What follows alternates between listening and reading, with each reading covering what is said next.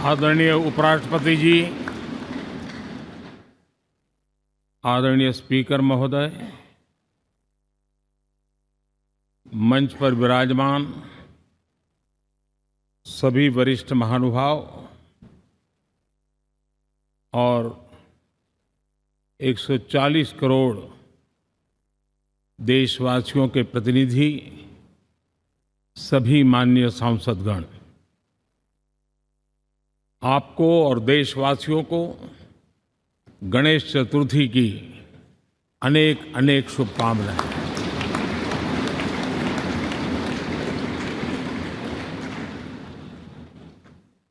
आज नए संसद भवन में हम सब मिलकर के नए भविष्य का श्री गणेश करने जा रहे हैं।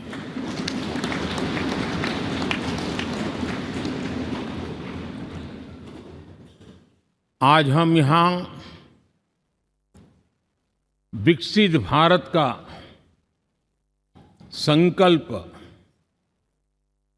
दोहराना,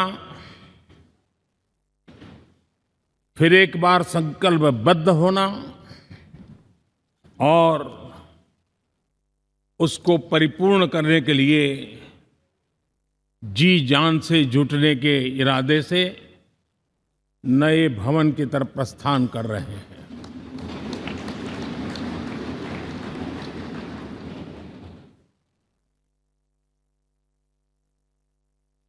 सम्माननीय सभागृह, ये भवन और उसमें भी ये सेंट्रल हॉल एक प्रकार से हमारी भावनाओं से भरा हुआ है। हमें भावुक भी करता है और हमें हमारे कर्तव्य के लिए प्रेरित भी करता है। आजादी के पूर्व ये खंड एक प्रकार से लाइब्रेरी के रूप में इस्तेमाल होता था,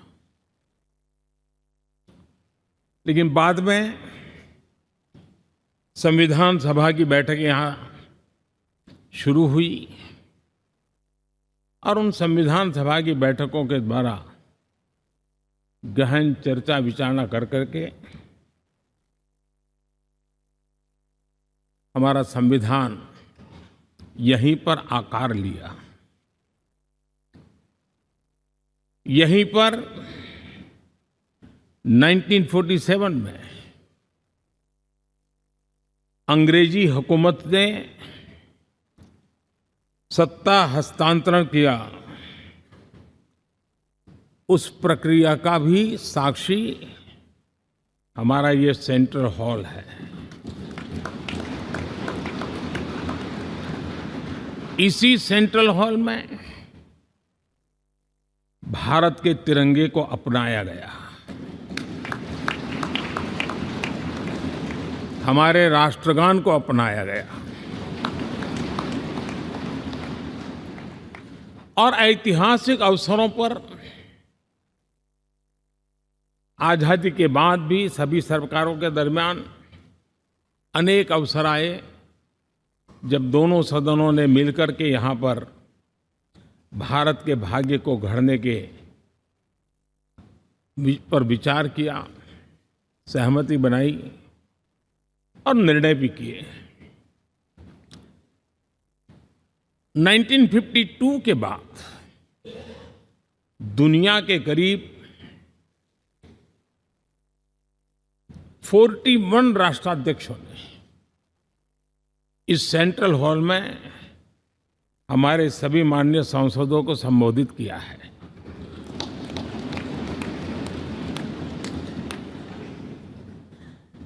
हमारे राष्ट्रपति महोदयों के द्वारा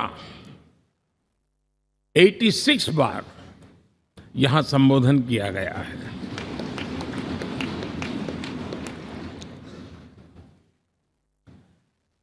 बीते 7 दशकों में जो भी साथी इन जिम्मेवारियों से गुजरे हैं, जिम्मेवारियों को संभाली है, अनेक कानूनों, अनेक संशोधन और अनेक सुधारों का हिस्सा रहे हैं। अभी तक लोकसभा और राज्यसभा ने मिलकर करीब करीब 4000 से अधिक कानून पास किए हैं।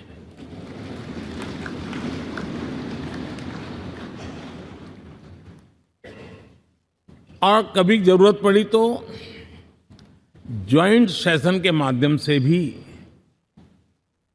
कानून पारित करने की दिशा में रणनीति बनानी पड़ी और उसके तहत भी दहेज रोकथाम कानून हो, बैंकिंग सर्विस कमीशन बिल हो, आतंक से लड़ने के लिए कानून हो, ये संयुक्त सत्र में पास किए गए हैं, इसी गृह में पास किए गए। इसी संसद में मुस्लिम बहन बेटियों को न्याय की जो प्रतीक्षा थी, शाहबानो केस के कारण कुछ गाड़ी उल्टी पार्टी पर चढ़ गई थी। इसी सदन ने हमारी उस गलतियों को ठीक किया और 3 तलाक विरुद्ध कानून हम सब ने मिलकर के पारित किया। संसद ने बीते वर्षों में ट्रांसजेंडर को न्याय देने वाले कानूनों का भी निर्माण किया। इसके माध्यम से हम ट्रांसजेंडर के प्रति सद्भाव और सम्मान के भाव के साथ उनको नौकरी, शिक्षा, स्वास्थ्य, बाकी जो सुविधाएं हैं, एक गरिमा के साथ प्राप्त कर सके, इसकी दिशा में हम आगे बढ़े। हम सभी ने मिलकर हमारे दिव्यांग जनों के लिए भी उनकी जरूरतों को देखते हुए, उनके एस्पिरेशंस को देखते हुए ऐसे कानूनों का निर्माण किया जो उनके लिए उज्जवल भविष्य की गारंटी बन रहे हैं। आर्टिकल 370 हटाने से लेकर वो विषय ऐसा रहा जो शायद ही कोई दशक ऐसा होगा कि चर्चा न हुई हो, चिंता न हुई हो और मांग न हुई हो। आक्रोश भी व्यक्त हुआ, सभागृह में भी हुआ, सभागृह के बाहर भी हुआ। लेकिन हम सबका सौभाग्य है कि हमें सदन में आर्टिकल 370 से मुक्ति पाने का, अलगाववाद, आतंकवाद के खिलाफ लड़ाई लड़ने का एक बड़ा महत्वपूर्ण कदम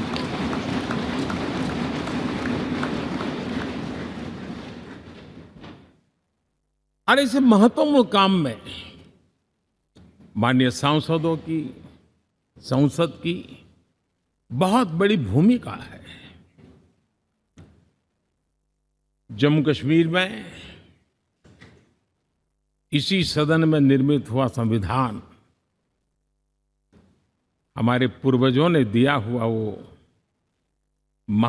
महामूल्य दस्तावेज जम्मू कश्मीर में लागू करते हैं तो इस मिट्टी को प्रणाम करने का मन करता है।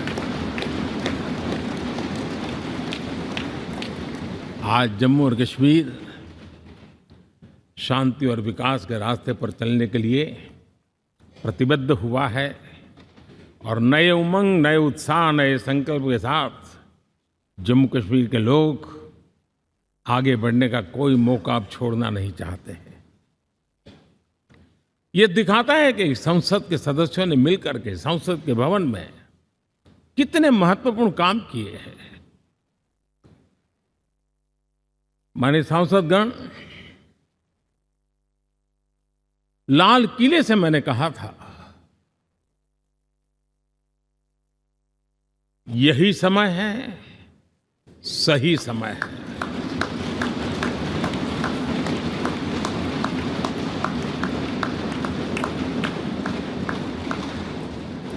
एक के बाद एक घटनाओं की तरफ हम नजर करेंगे। हर घटना इस बात का गवाह दे रही है कि आज भारत एक नई चेतना के साथ पुनर्जागृत हो चुका है।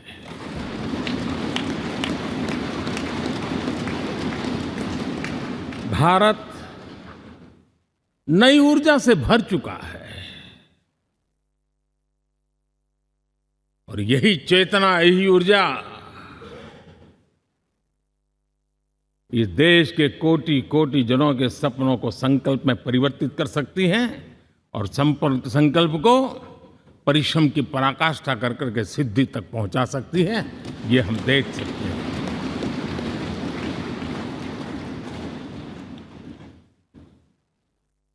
और मेरा विश्वास है, देश जिस दिशा में चल पड़ा है, इच्छित परिणाम अवश्य प्राप्त होंगे।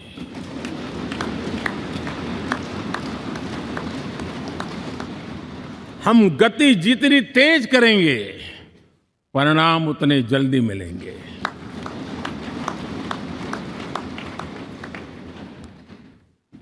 आज भारत 5वीं अर्थव्यवस्था पर पहुंचा है, लेकिन पहले 3 में पहुंचने के संकल्प के साथ बढ़ रहा है।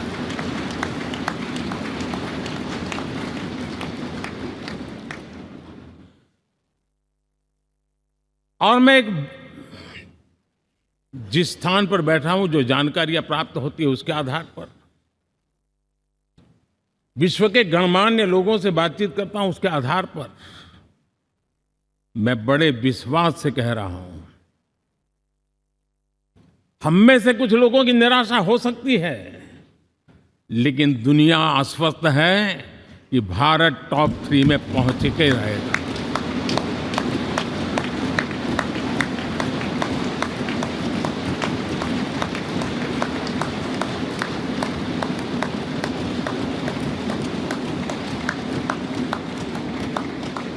भारत का बैंकिंग सेक्टर आज अपनी मजबूती के कारण से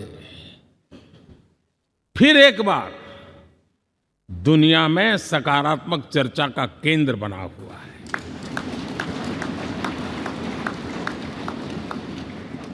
भारत का गवर्नेंस का मॉडल, यूपीआई, डिजिटल स्टैक, मैं इस G20 में देख रहा था, मैंने बाली में भी देखा।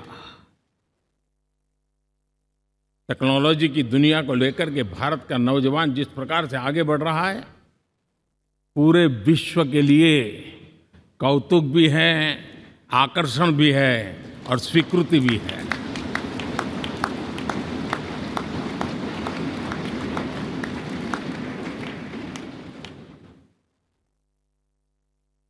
हम सब उस ऐसे कालखंड में हैं, मैं कहूंगा हम लोग एक भाग्यवान लोग हैं। ऐसी भाग्यवान समय में हमें कुछ दायित्व निभाने का अवसर आया है और हमारा सबसे बड़ा भाग्य है कि आज इंडियन एस्पिरेशंस उस ऊंचाई पर हैं जो शायद पिछले 1000 साल में नहीं रहे होंगे।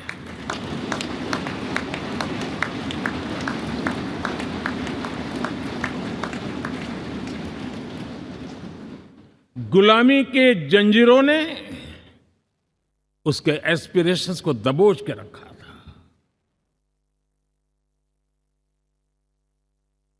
उसकी भावनाओं को तहस नहस कर दिया था। आजाद भारत में अपने सपने संजो रहा था, चुनौतियों से जूझ रहा था, लेकिन मिलकर के आज जहां पहुंचे हैं, अब वहां वो रुकना नहीं चाहता है। वो एस्पिरेशनल सोसाइटी के साथ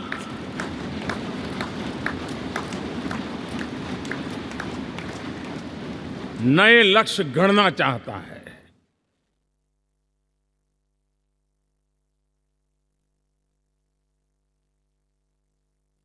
जब एस्पिरेशन सोसाइटी सपने संजोते ही हो, संकल्प लेकर के निकल पड़ी हो, तब पुराने कानूनों से मुक्ति पाकर नए कानूनों का निर्माण करके उज्जवल भविष्य के लिए एक मार्ग प्रशस्त करने का दायित्व हम सभी सांसदों का सविशेष होता है। संसद में बनने वाला हर कानून, संसद में होने वाली हर चर्चा, संसद से जाने वाला हर संकेत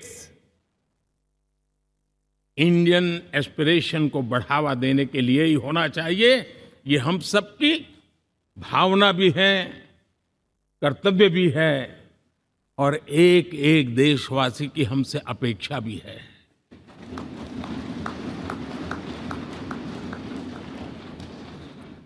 हम जो भी रिफॉर्म करें उसके मूल में इंडियन एस्पिरेशन सबसे सर्वोच्च पद पर होना चाहिए, प्राथमिकता पर होना चाहिए।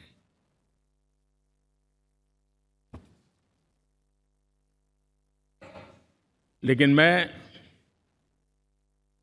बहुत सोच समझ करके कहना चाहता हूं, क्या कभी छोटे कैनवास पर कोई बड़ा चित्र बना सकता है क्या?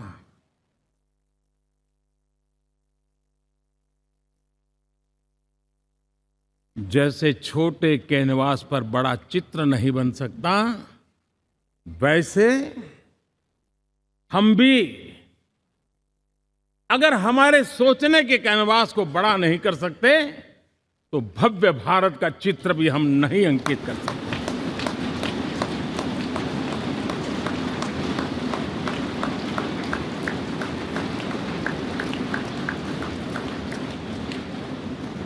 पचहत्तर साल का हमारे पास अनुभव है। हमारे पूर्वजों ने जो कुछ भी रास्ते बनाए उससे हमने सीखा है। हमारे पास एक बहुत बड़ी विरासत है। इस विरासत के साथ अगर हमारे सपने, हमारे संकल्प जुड़ जाए, हमारा सोचने का दायरा बदल जाए, हमारा कैनवास बड़ा हो जाए, तो हम भी उस भव्य भारत के चित्र को अंकित कर सकते हैं, उस तस्वीर का खाका खींच सकते हैं, उसमें रंग भरने का काम हम भी कर सकते हैं और आने वाली पीढ़ी को वो भव्य दिव्य मां भारती के हम उनको सुपुर्द कर सकते हैं। दोस्तों, अमृतकाल के 25 वर्षों में भारत को अब बड़े कैनवास पर काम करना ही होगा। अब हमारे लिए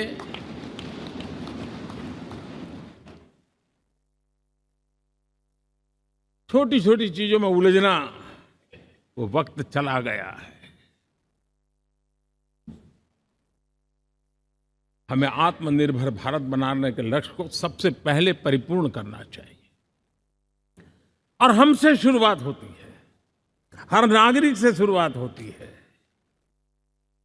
और आज दुनिया में भी एक समय ऐसा था कि लोग मुझे कहते थे, हमारे बड़े बड़े बुद्धिजीवी और अर्थशास्त्री लिखते थे कि मोदी आत्मनिर्भर की बात करता है तो मल्टीलेटरलिज्म के सामने चुनौती तो बन नहीं जाएगा, ग्लोबल इकोनॉमी के जमाने में ठीक तो नहीं होगा।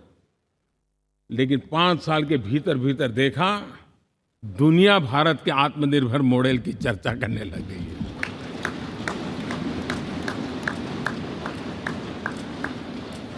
और कौन हिंदुस्तानी नहीं चाहेगा कि डिफेंस सेक्टर में आत्मनिर्भर हो, एनर्जी सेक्टर में हम आत्मनिर्भर हो, एडिबल ऑयल,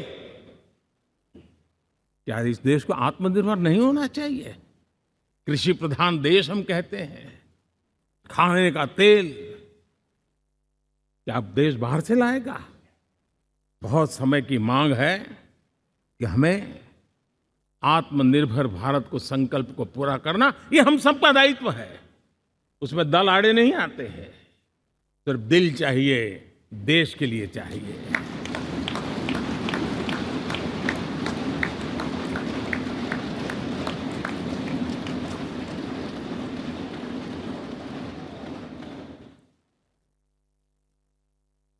हमें अब मैन्युफैक्चरिंग सेक्टर में दुनिया में सर्वश्रेष्ठ बनने की दिशा में ही कदम रखने होंगे। और मैंने एक बार लाल किले से कहा था, जीरो डिफेक्ट जीरो इफेक्ट। हमारे प्रोडक्ट में कोई डिफेक्ट ना हो, हमारी प्रक्रिया में पर्यावरण पर कोई इफेक्ट ना हो, ऐसा जीरो डिफेक्ट जीरो इफेक्ट वाला हमें दुनिया के सामने मैन्युफैक्चरिंग क्षेत्र में जाना हो। हमारे डिजाइनर, हमारे यहाँ निर्माण हो रही डिजाइन्स, हमारे सॉफ्टवेयर, हमारे एग्रीकल्चर प्रोडक्ट्स, हमारे हस्तशिल्प, हर क्षेत्र में अब हमें वैश्विक मापदंडों को पार करने के इरादे से ही चलना चाहिए। तब जाकर के विश्व के अंदर हम अपना झंडा फहरा सकते हैं। मेरे गांव में मेरा सबसे अच्छा माल हो, इतनी बात नहीं चलेगी। मेरे राज्य में मेरा सबसे अच्छा प्रोडक्ट नहीं चलेगा। मेरे देश में मेरा सबसे अच्छा प्रोडक्ट नहीं चलेगा। दुनिया में मेरा प्रोडक्ट सबसे अच्छा होगा, ये भाव हमें पैदा होगा।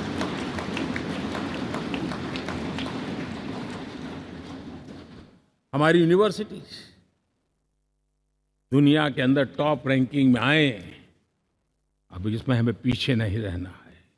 हमारे शिक्षा जगत को नई नेशनल एजुकेशन पॉलिसी मिली है, एक खुलापन है, सर्वस्वीकृत बनी है। उसके सहारे अब हमें चल पड़ना है। और दुनिया के टॉप मोस्ट यूनिवर्सिटीज में अभी जब G20 में विश्व के मेहमान आए तो मैंने नालंदा की एक तस्वीर रखी थी वहाँ। और जब मैं दुनिया को कहता था 1500 साल पहले मेरे देश में दुनिया की उत्तम से उत्तम यूनिवर्सिटी हुआ करती थी, तो उन सुनते ही रह जाते थे। लेकिन हमें उसे प्रेरणा लेनी है, पर प्राप्त तो अभी करके रहना है। ये हमारा संकल्प होना चाहिए। आज हमारे देश का नौजवान खेल जगत के अंदर दुनिया में हमारी पहचान बना रहा है। टियर 2, टियर 3 सिटी से, गांव, गरीब परिवारों से, गांव से देश के नौजवान, देश की बेटे बेटियां आज खेलकूद के जगत जीवन में हमारा नाम रोशन कर रही है। लेकिन देश चाहता है और देश का संकल्प होना चाहिए कि अब खेलकूद के हर पोडियम पे हमारा तिरंगा भी लहराता होगा।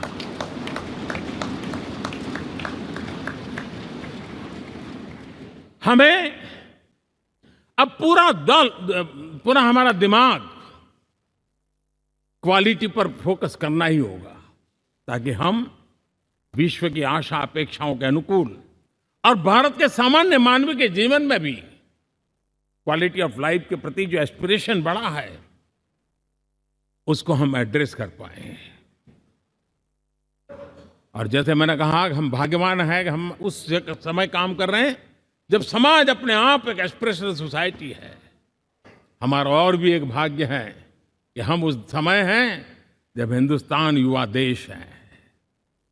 हम दुनिया में सबसे ज्यादा जन आबादी वाला तो देश बने ही हैं, लेकिन सबसे बड़ी आबादी, उसमें भी सबसे युवा, ये पहली बार हुआ है।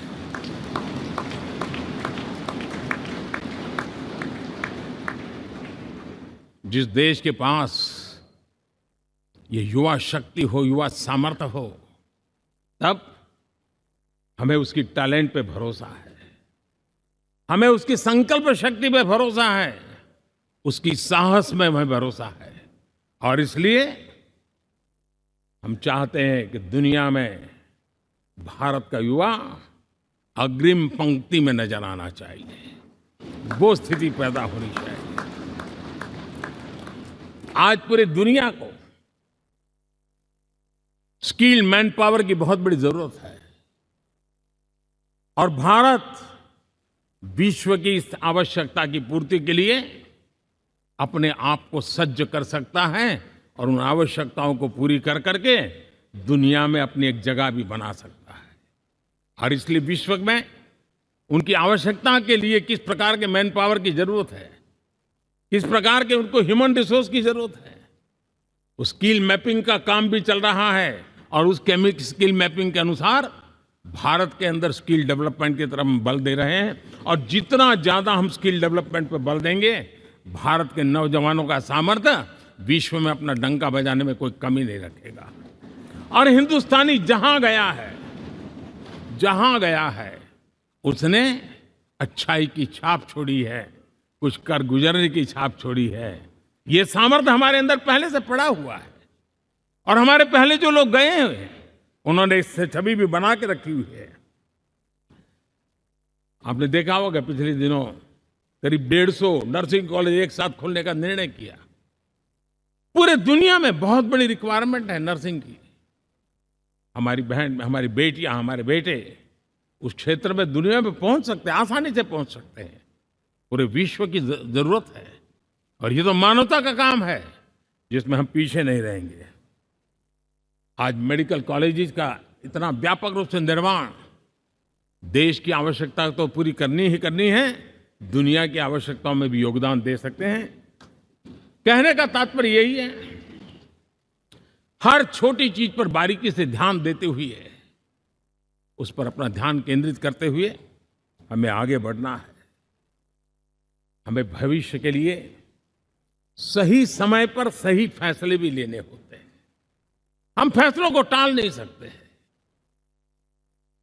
हम राजनीतिक लाभ नुकसान के गणा भाग के अंदर अपने आप को बंधित नहीं बना सकते हैं। हमें तो देश के एस्पिरेशन के लिए हिम्मत के साथ नए निर्णय करने होते हैं। आज सोलर पावर के सफल मूवमेंट्स हमारी भावी पीढ़ी के लिए एनर्जी क्राइसिस से मुक्ति की गारंटी दे रहा है। आज मिशन हाइड्रोजन आने वाले दिनों में जो एनवायरनमेंट की चिंता है, जो टेक्नोलॉजी में बदलाव आ रहा है, उसके समाधान का रास्ता देने का सामर्थ्य रखती है। आज हमारा सेमीकंडक्टर जिस प्रकार से जीवन चलाने में हमारे हृदय की जरूरत रहती है, वैसे ही आज हमारी टेक्नोलॉजी चिप्स के बिना चल नहीं सकती।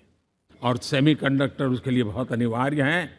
उस दिशा में हम आगे जाकर के इलेक्ट्रॉनिक मैन्युफैक्चरिंग में कोई रुकावट ना आए और जीवन कहीं अटक न जाए, उसलिए एक बहुत बड़ी मात्रा में हम काम कर रहे हैं। जल जीवन मिशन, हर जिले में 75 अमृत सरोवर, हमारी भावी पीढ़ी को, हमारे बच्चों को, बच्चे उनको कभी पानी के बिना तरसना न पड़े, इसकी चिंता हम आज कर रहे हैं। विश्व के बाजार में हमारा हर व्यापार कारोबार पहुंचे, कॉम्पिटिटिव ताकत के साथ खड़ा रहे, लॉजिस्टिक सिस्टम को और अधिक कम खर्च वाला बनाना, एफिशिएंट बनाना, उस दिशा में हम बहुत नीतियां लेकर के चल रहे हैं। आज समय की मांग है कि भारत का एक ऐसा भारत के हम निर्माण करें। नॉलेज, इनोवेशन, ये समय की मांग है और दुनिया में हमें अग्रिम पंक्ति में जाने का ये रास्ता भी है। और इसलिए पिछले हमने समय नेशनल एजुकेशन पॉलिसी के साथ साथ टेक्नोलॉजी के बढ़ावे के लिए हमने रिसर्च और इनोवेशन का एक कानून भी पारित किया है, ताकि हमारे देश के नौजवानों को इस इनोवेशन के और चंद्रयान 3 की सफलता के बाद देश के नौजवानों के मन में विज्ञान की तरफ आकर्षण बढ़ रहा है। हमें मौका गंवाना नहीं है। हमारी युवा पीढ़ी को हमने रिसर्च और इनोवेशन के लिए पूरे अवसर देने हैं। और इस इकोसिस्टम को बनाने के लिए हमने एक उज्जवल भविष्य के निर्माण की नींव रखी है। आदरणीय बंधुगण, सामाजिक न्याय ये हमारी पहली शर्त है। बिना सामाजिक न्याय, बिना संतुलन, बिना समभाव, बिना समत्व हम इच्छित परिणामों को घर के भीतर प्राप्त नहीं कर सकते। लेकिन सामाजिक न्याय की चर्चा बहुत सीमित बन के रह गई। हमें उसको व्यापक रूप में देखना होगा। हम किसी गरीब को कोई सुविधा दें, किसी समाज में दबे कुचले व्यक्ति को कोई सुविधा दें, वो तो सामाजिक न्याय की एक प्रक्रिया है। लेकिन उसके घर तक पक्की सड़क बन जाए ना, वो भी सामाजिक न्याय के लिए उसको मजबूती देती है। उसके घर के नजदीक में बच्चों के लिए अगर स्कूल खुल जाए तो वो भी उसको सामाजिक न्याय की मजबूती देती है। उसको बिना खर्च अगर आरोग्य में समय की जरूरत पड़े वो मिले, तब जाकर के सामाजिक न्याय की मजबूती मिलती है।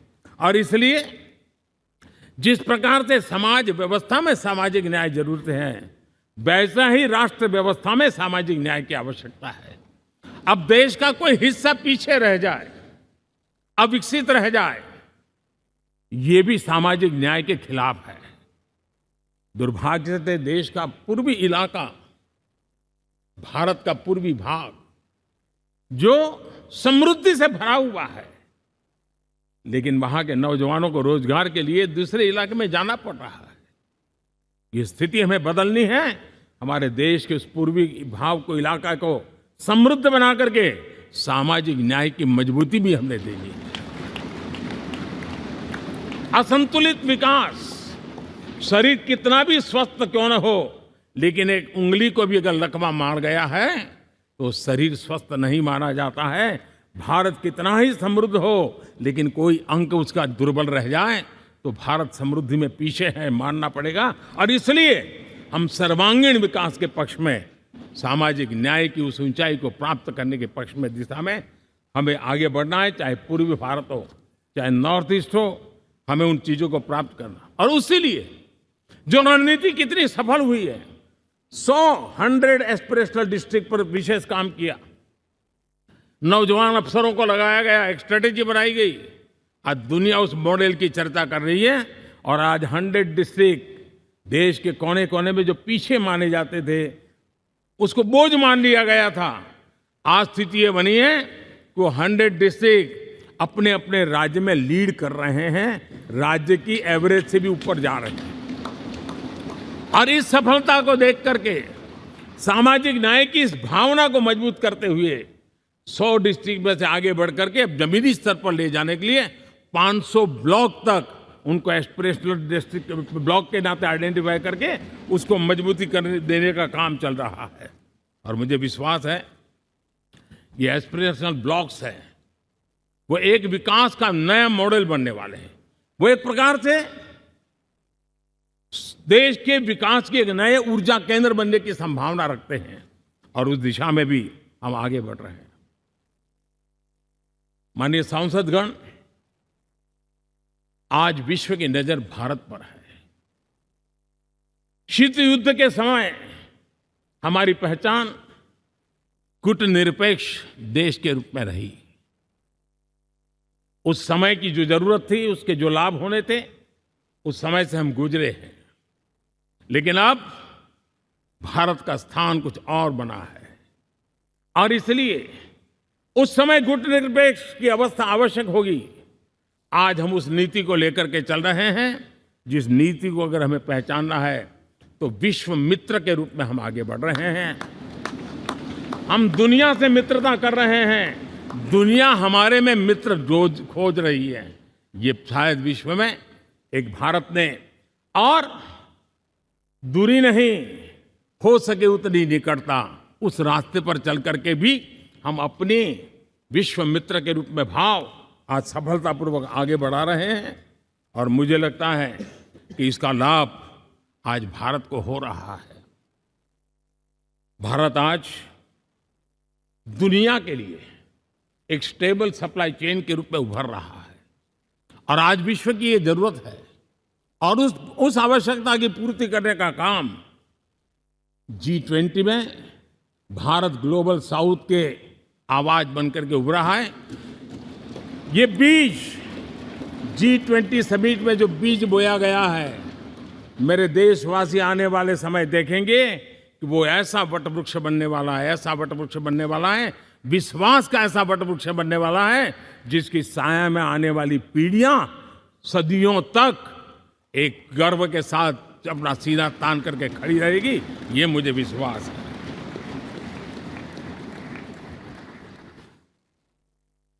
इस G20 में एक बहुत बड़ा काम हमने किया है, बायोफ्यूल अलायंस का। हम विश्व के नेतृत्व करते रहे, दिशा दे रहे हैं और विश्व को बायोफ्यूल अलायंस में दुनिया के सभी देश देखते ही देखते उसकी सदस्यता ले रहे थे और एक बहुत बड़ा आंदोलन खड़ा होने जा रहा है और जिसका नेतृत्व ये हमारा भारत कर रहा है। छोटे छोटे महाद्वीप, उनके साथ भी आर्थिक कॉरिडोर बनाने की दिशा में हमने बड़ी मजबूती के साथ कदम उठाए हैं। आदरणीय बंधुगण, आदरणीय उपराष्ट्रपति जी, आदरणीय स्पीकर महोदय, आज हम यहां से विदाई लेकर के नए भवन में जा रहे हैं, संसद के नए भवन में बैठने वाले हैं और ये शुभ है, गणेश चतुर्थी के दिन बैठ रहे हैं।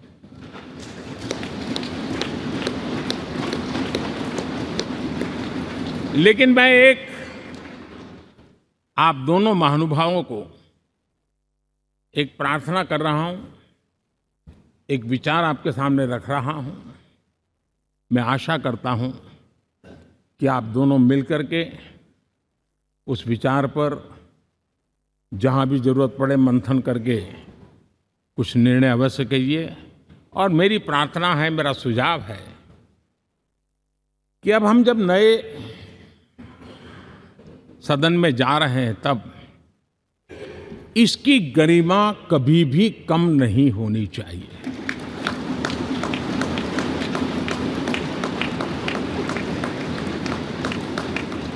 इसे सिर्फ पुरानी पार्लियामेंट कह करके छोड़ दें, ऐसा नहीं होना चाहिए। और इसलिए मेरी प्रार्थना है कि भविष्य में अगर आप सहमति दे दोनों महानुभाव, तो इसको संविधान सदन के रूप में जाना जाए।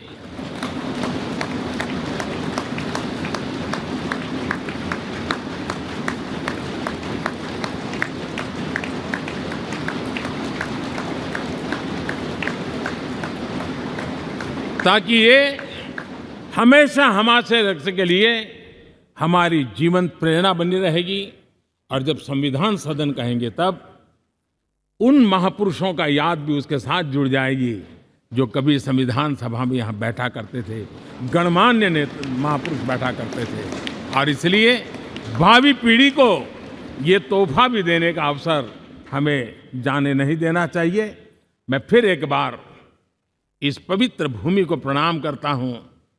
यहाँ पर जो तपस्या हुई है, जन कल्याण के लिए संकल्प हुए हैं, इसको परिपूर्ण करने के लिए 7 दशक से भी अधिक समय से जो पुरुषार्थ हुआ है, उन सबको प्रणाम करते हुए मैं मेरी वाणी को विराम देता हूँ और नए सदन के लिए आप सबको शुभकामनाएं देता हूँ। बहुत बहुत धन्यवाद।